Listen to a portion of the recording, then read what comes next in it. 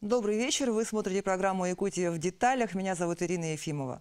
В последнее время в республике уделяется большое внимание развитию анимации. Буквально на прошлой неделе прошел в Якутии первый большой фестиваль анимационных фильмов. Все больше ребят выбирают профессию художника-аниматора. Сейчас идет работа над разными проектами, параллельно в нескольких разных студиях. Удастся ли якутской анимации повторить феномен якутского кино, которое становится уже полноценной индустрией? Поговорим с гостями в нашей студии подробно и в деталях.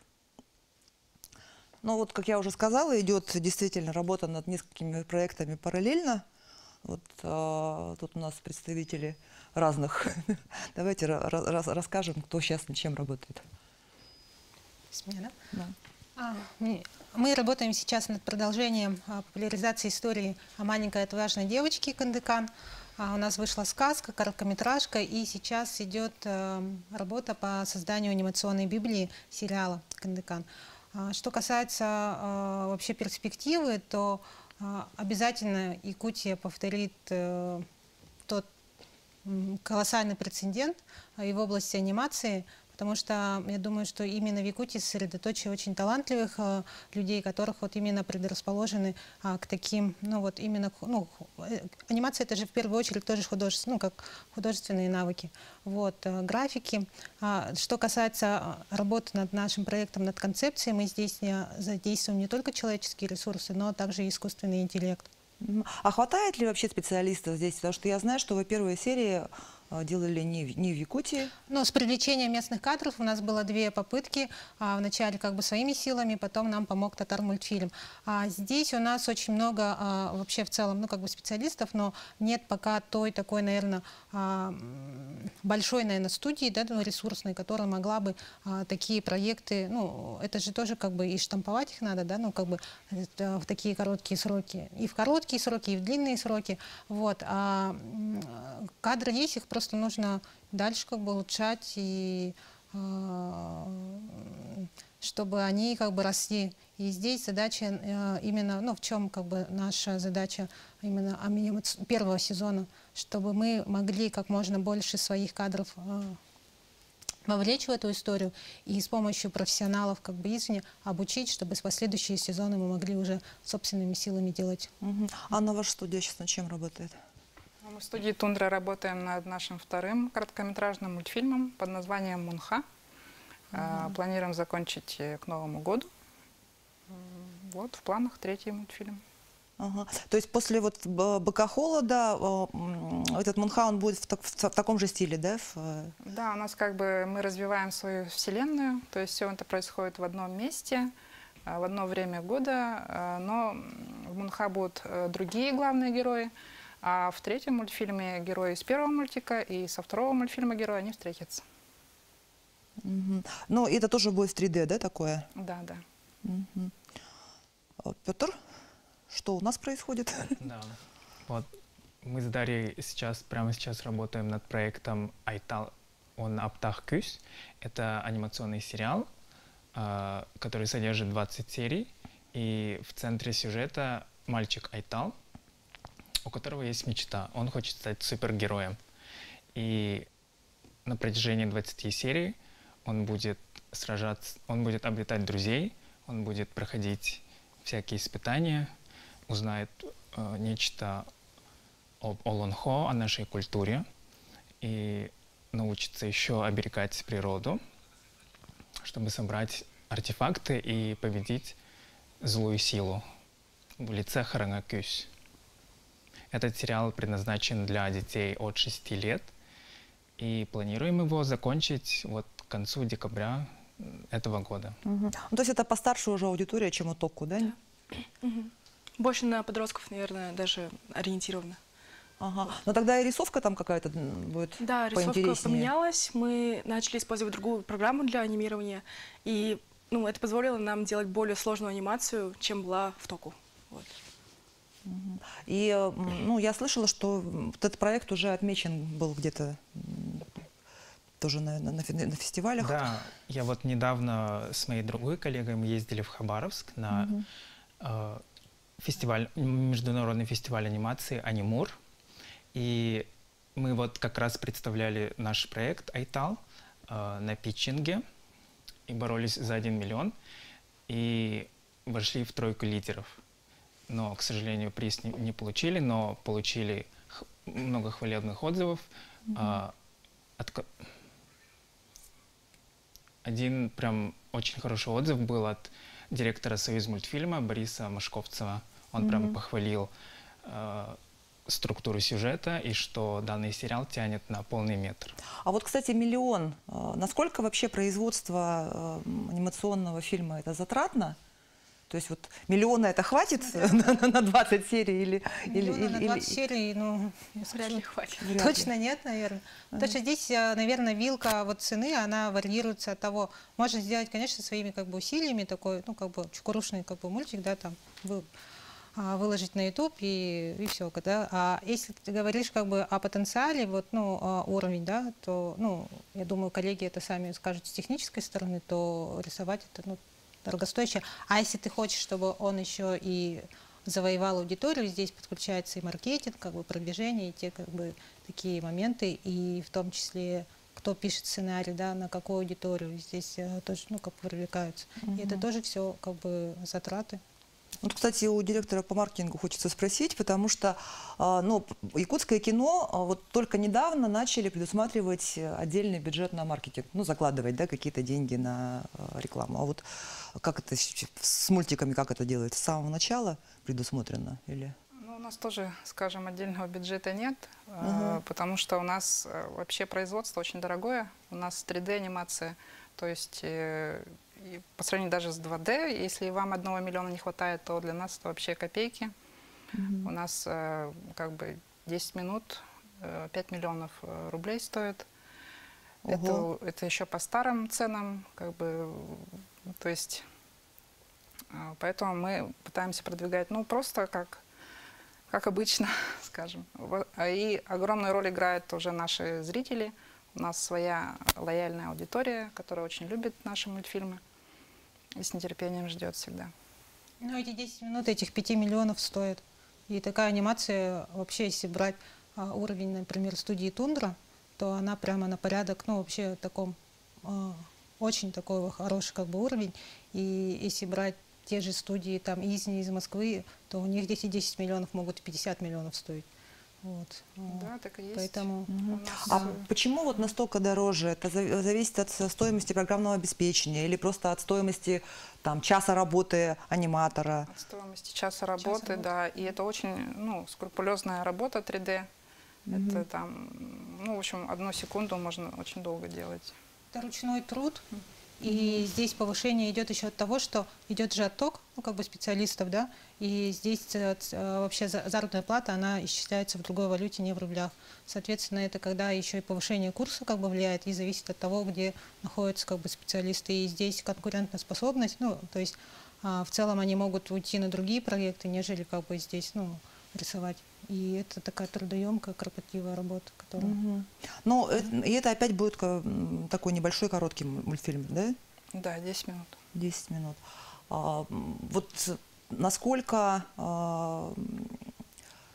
понятно, что сериал должен быть дешевле, да, в производстве?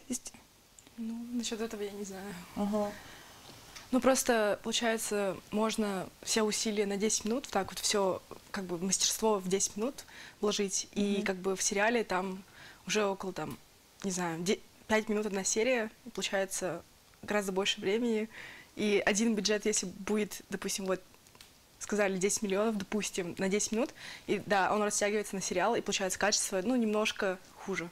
Потому что просто мастерство, оно растягивается на 20 серий. Ага. Да. Но с другой стороны, если сериал, я так понимаю, что там не нужно заново отрисовывать героев, не нужно, ну, то есть вот, ну, есть каждый раз отрисовывать локации, то есть там уже один раз они сделаны и в заданном ну, фоны герой меняются, а существует, герои да? как бы остаются, но это не... Небольшая экономия есть. Да, это, ну, тогда вот эта линейка, как бы она линейное такое производство, но все равно это последующие там другие как бы герои там в одном серии же. И вот по крайней мере, те проекты, о которых мы сегодня говорим здесь, которые я услышала, они все завязаны на якутской культуре. У нас не на культуре, ну, не у нас якутской, на народов коренных севера, народов севера. ну, на нашей северной культуре, так скажем, да, вот, в целом. Это такой, ну, сознательный ход, Конечно. выбор. Да. Очень такой сознательный, но если тематики. касается нашего проекта, то здесь у нас не только как бы в целом мы направление, ну, как бы по анимации, здесь же идет у нас от идеи, от идеологии, и здесь именно задача стоит продвижение, сохранение, популяризация культуры коренных малочисленных народов через новые форматы. И у нас задача минимум стоит стать этносимволом планеты северным, №1. Чтобы каждый человек на планете, так же как Покахонтас, Мулан и Маугли, знал, кто такая Кандакан. Но получается, если у нас вот наши сериалы, которые производятся на НВК, ну вот мы про Току говорим, да, про ваши новые сериалы, они на якутском языке, это понятно, на нашу аудиторию. Вот. А если вы, Илан, говорите про там какую-то масштабную аудиторию, на каком языке будет фильм? Мы туда включаем родные языки. Вот, ну, вообще, как бы там название, например, персонажей, соответственно, конечно, не полностью, но он будет переведен. Соответственно, конечно, на языках коренных малочисленных народов очень маленькая как бы аудитория говорящая, да, но здесь в том числе и на якутский язык она будет переведена, ну и русский, английский, соответственно. А ваш мультик? Изначально на якутском языке. Это все соответствует нашей миссии, тоже, опять же, по сохранению родной культуры, родного языка. И, ну, там традиционно русские субтитры, ну и как бы по возможности, по запросу, конечно, сделаем, ну, любую локализацию. И вот тоже решение про то, что действие будет происходить в той же вселенной, это тоже, наверное, экономит немножко ресурсы. Ну, чуть-чуть. Там все-таки локации другие. А вот полный метр, сейчас я знаю, ну, в одной из студий идет работа над полным метром по мотивам Аюнского. Вот насколько полный метр вообще это затратное производство? Насколько это реально вообще? Ну, вот, Если например, 10 минут 5 да, миллионов если всего. стоит. Что-то я так прикинула. Но в этом и отличие от киноиндустрии, где ты можешь за 100-200 тысяч, например, на коленках снять фильм, и он будет шедевральным, да? Ну, потому что технических возможностей здесь нужно меньше. А здесь все-таки анимация, и то, соответственно, конечно, если говорить о полном метре, то, ну, это будет гораздо дороже. Вот. Но продолжим после небольшого перерыва. Оставайтесь с нами, не переключайтесь.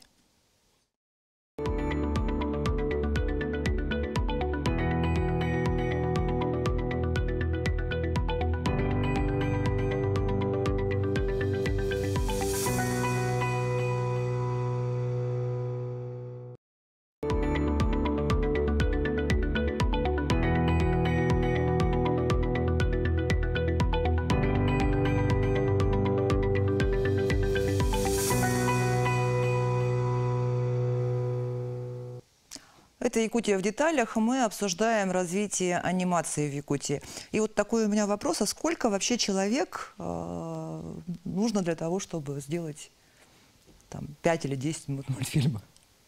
Такой. 5 серий или 5 разных мультфильмов? Нет, один мультфильм. Сколько нужно человек? Зависит тоже от уровня, какой мультик будет. Ну вот над вашим проектом сколько человек работает? Так как мы еще не приступили к техническому, то у нас сейчас 5 человек работает именно над созданием Библии, ну, вселенной. Это и прорисовка героев, и характеристика персонажа, там вот сюжетная линия. Это, у нас пока еще нет еще, в том числе профессионального сценариста. Мы сейчас ведем переговоры о приглашении профессионального такого, который работал с топовыми мультиками, сценариста. Пока мы своими силами делаем. А что говорить, если о короткометражке, то там мы вот, как я говорила, что мы пытались своими силами здесь, как бы разных, кто работает по анимации, пригласить ребят, вот, но потом пошли по пути того, что нам Татар-мультфильм помог. То есть целая студия? Там целая студия. Там сроки были у нас еще, конечно, короткие. У нас над «Быком холода», допустим, в титрах больше 30 человек указано. И на Мунха, несмотря на то, что как бы хронометражи, техника, все одно и то же, у нас будет больше. Потому что, например, сценаристов у нас на «Быке холода» было 2, а здесь 4. То есть мы как бы повышаем, можно сказать, качество и, ну, и длительность чуть больше. Там было 8 минут, здесь будет 10 минут. То есть, ну, я думаю, 35-40, наверное, человек. То есть на будет. 10 минут 4 сценариста. Сценаристов. Ничего себе. Это хорошо, мне кажется. Да, это вообще. И если еще они еще 5 миллионов стоят, это вообще уровень топ. А у нас сейчас на Детал Аптахкюсь работает 4 аниматора, 2 фоновика, и вот я режиссер, получается. И 3 человека сейчас работают над 10 сериями току. Вот. Если у нас постоянных работников, которые сидят прямо на одном месте, где-то 14, это включая аниматоров, режиссер, сценарист, редактор, продюсер, то у нас тоже в титрах там указывается больше 30 людей, но все остальные это как бы приходящие люди. Это актеры озвучки, дубляжа и так далее. А вот когда разговариваешь о кино, в основном говорят, что главная у нас проблема сейчас это именно сценаристы. Потому что, ну, многие режиссеры вынуждены сами писать сценарий, потому что, ну, по сути, вот ситуация такая. Вот, то есть это вот самая такая... А в анимации с этим попроще, наоборот, или нет? Сценарист по анимации это, ну, не сценарист, который работает с фильмами. Вот, там тоже есть своя специфика. Но их много, зависит тоже, какой у тебя бюджет. Вот. Ну, то есть они в республике, да? Или нужно привлекать обязательно? Мы не нашли в республике. Ну, вы не нашли? У нас есть привлеченный сценарист. Это человек с опытом работы на канале Disney. То есть, да, действительно трудно найти в республике сценаристов. Остальные у нас, можно сказать, любители, прошли курсы сценарные. Вот так.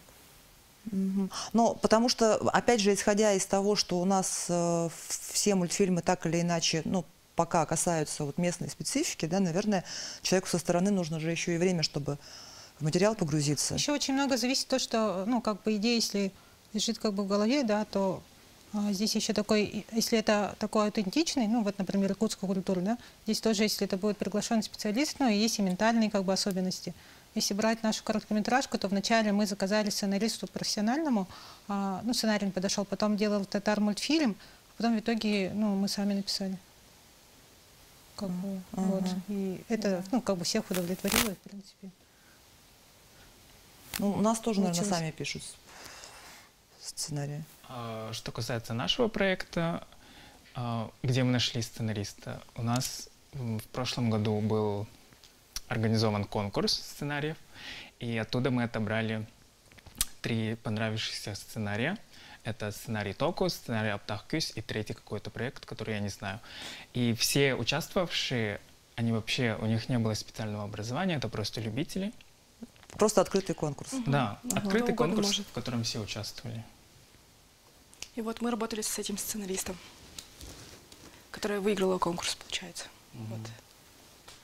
Ну, многое тоже мы дописывали, режиссеры, редакторы. И, ну, как бы получилось, как получилось, нам нравится.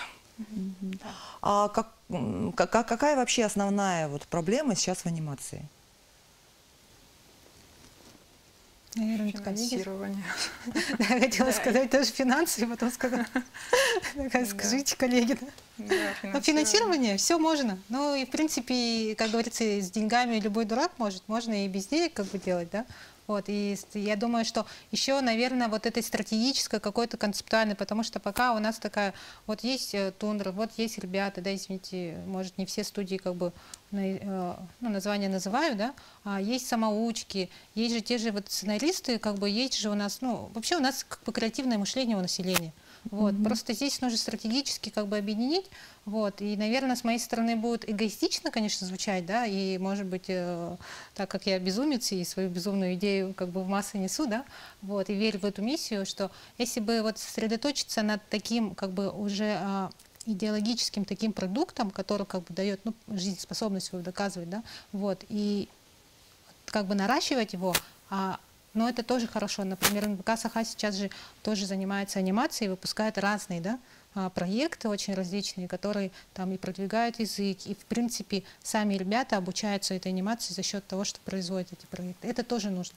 Вот. Но здесь пока, наверное, еще не хватает, вот, ну, не обязательно, конечно, Кандыкан, для якутской аудитории, например, ну, Олонхо, да, мультик, если бы выпускался, да, и все как бы там подключилось, как бы и государство, и частное партнерство, и население, да, вот, и тогда самая главная идея, наверное, идеология, которая бы могла вовлекать и вдохновлять.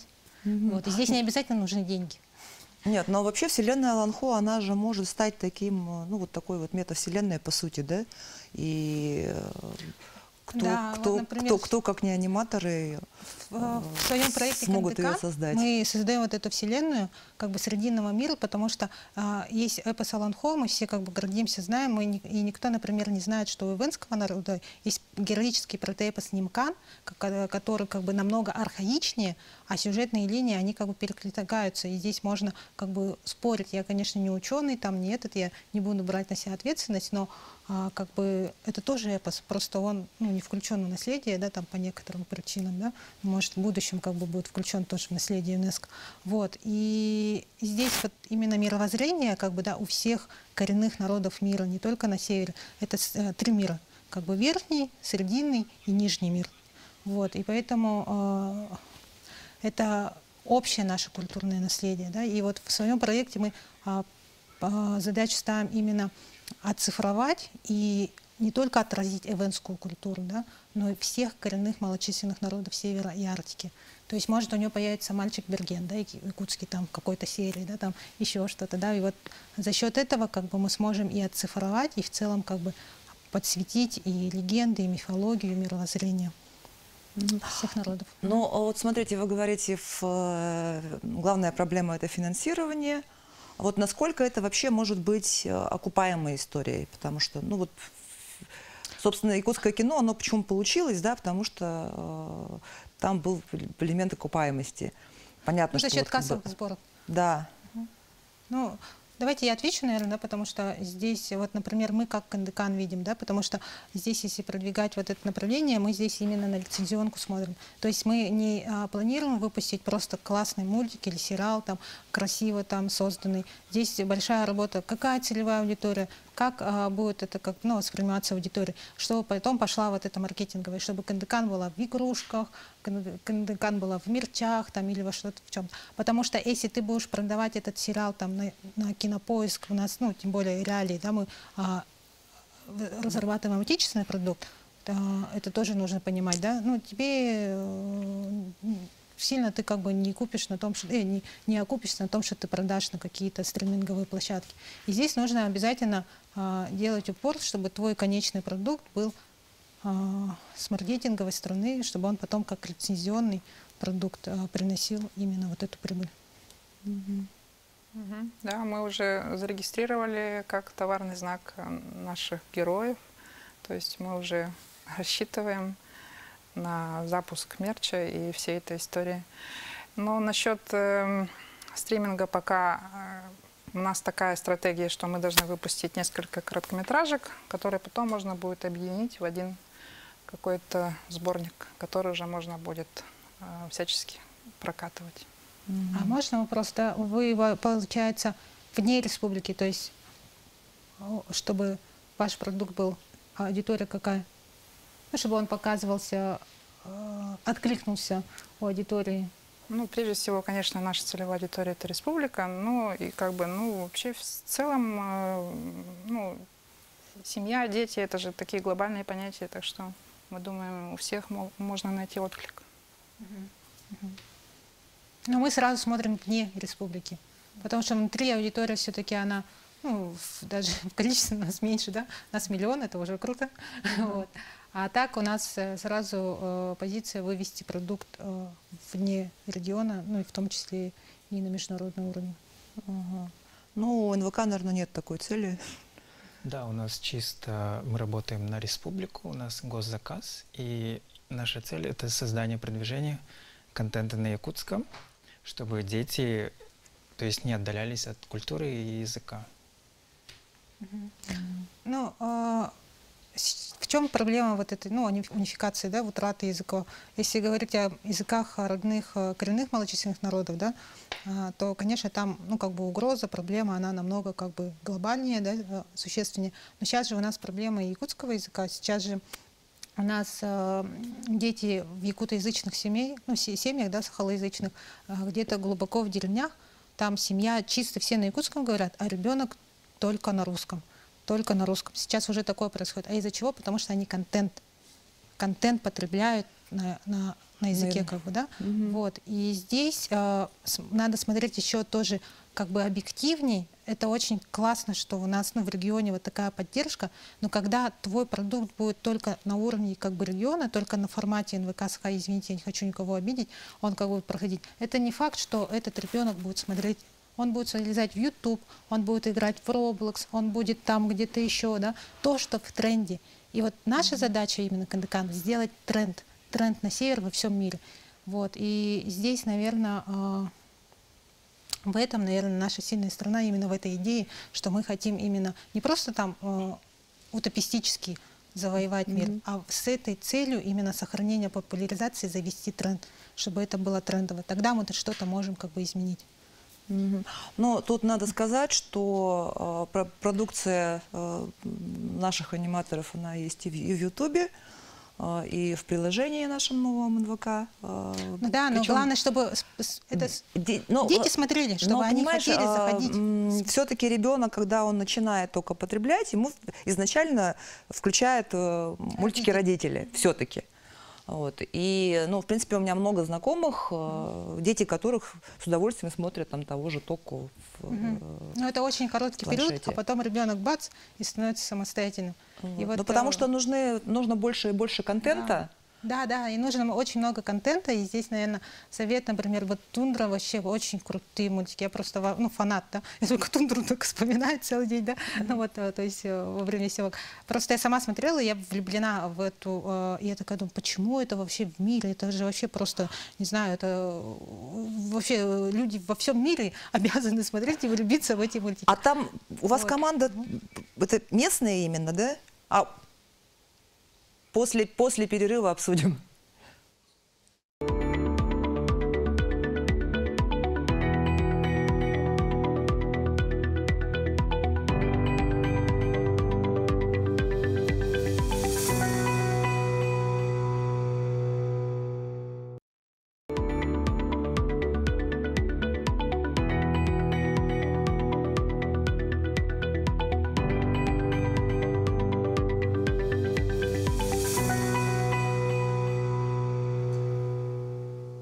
Это «Якутия в деталях». Мы обсуждаем развитие якутской анимации. И перед тем, как уйти на перерыв, у меня был вопрос. Мы обсуждали тут «Бык холода», да, «Тундры». Вот всю эту сложную графику, все вот эти... Это все местные кадры наши делали? Или у вас привлеченные какие-то люди? Или вы специально обучали? Где вы взяли вообще таких людей?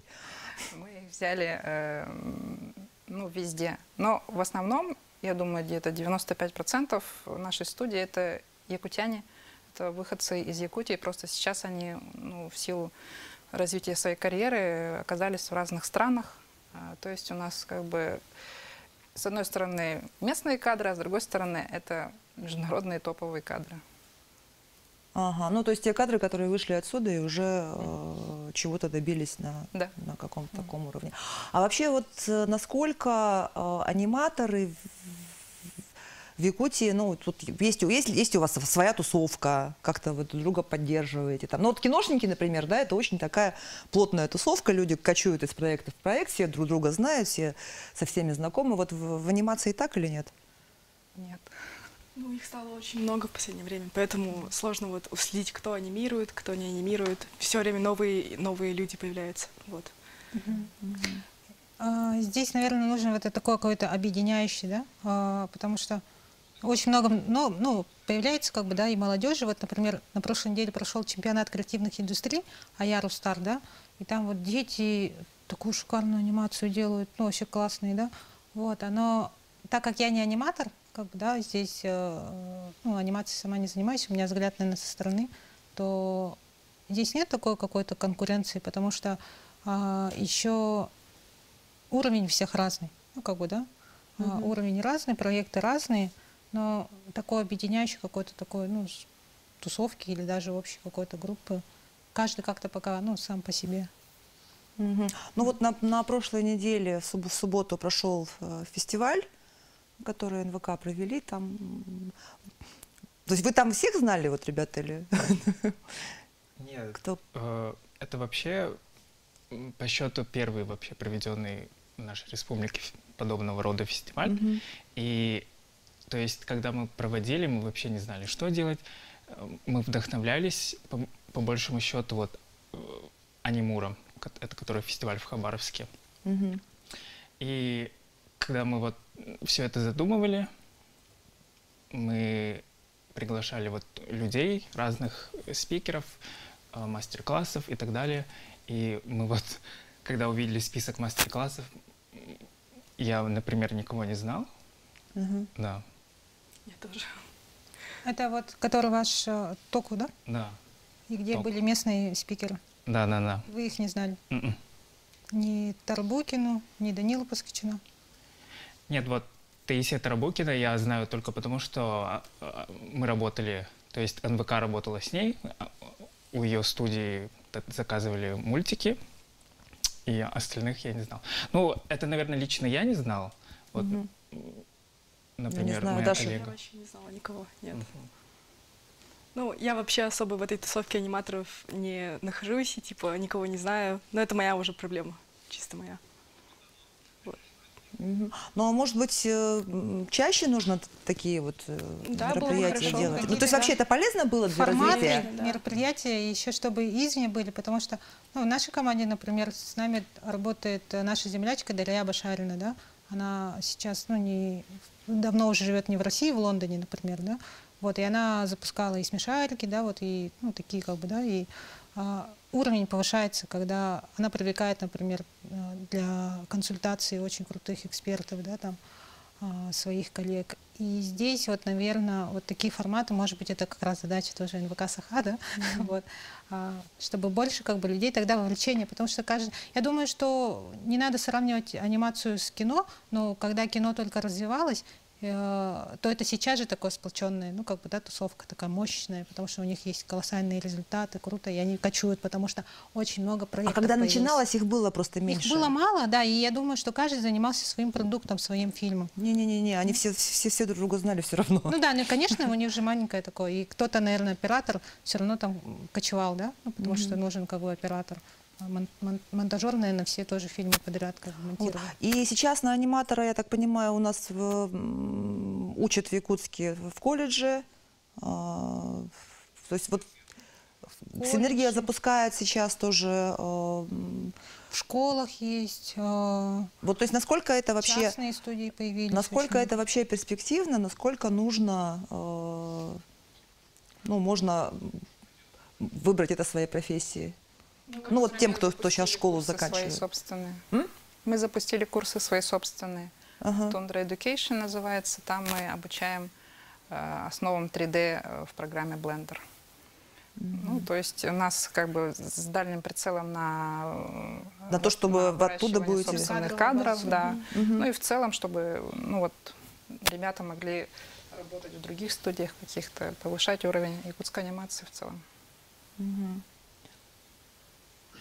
Ну, вот у нас, наверное, тоже ведь люди учатся в процессе, да? Да. На практике, ты же получаешь опыт на практике. Гораздо больше опыта на практике. Да. Ну вот, Даша, вы где учились? Я, ну, нигде особо. Типа, я самоучка больше. Когда я пришла работать на Току, я прям помню первый день, меня Петя учил каким-то там, ну, базовым навыкам. И я потом за месяц уже, ну, как бы все изучила, программу именно. И как бы, если бы я сидела сама дома, как-нибудь изучала, это бы продлилось, наверное, полгода. А вот во время, как бы, на практике, во время создания анимации Току, я научилась ему гораздо быстрее. Поэтому, мне кажется, курсы анимации для детей и для подростков это очень хорошо, потому что когда вот уже профессионал типа стоит, помогает тебе, показывает все, как делаешь, ты учишься всему гораздо быстрее. Поэтому это очень хорошо. Петр, не хотите курсы запустить для, Нет, я пока для школьников тоже с прицелом? до этого уровня еще не дошел, чтобы давать уроки. Но я сам вообще по образованию учитель английского, то есть я обучал детей, работал с детьми, но я понял, что это вообще не моя профессия, и поэтому я выбрал вот путь анимации. И с помощью уже не какого-то специального образования, а с помощью уроков на YouTube. А вообще вот что главное все-таки? Это люди, идеи или технологии? Вот сейчас в анимации на Идеи. данный момент. Идея. Ну, все, что мы видим перед собой, это же когда-то мысль человека. Это идея же. И также и в анимации ко всему всегда применимо. У тебя появляется идея, оформляется в мысль, формирует твое мышление, действие, результат. Ты привлекаешь людей, находишь финансирование, все. Перед тобой границ нет. У кого еще какое мнение? Потом технологии. Но технологии нужно сейчас смотреть на то, что искусственный интеллект, это...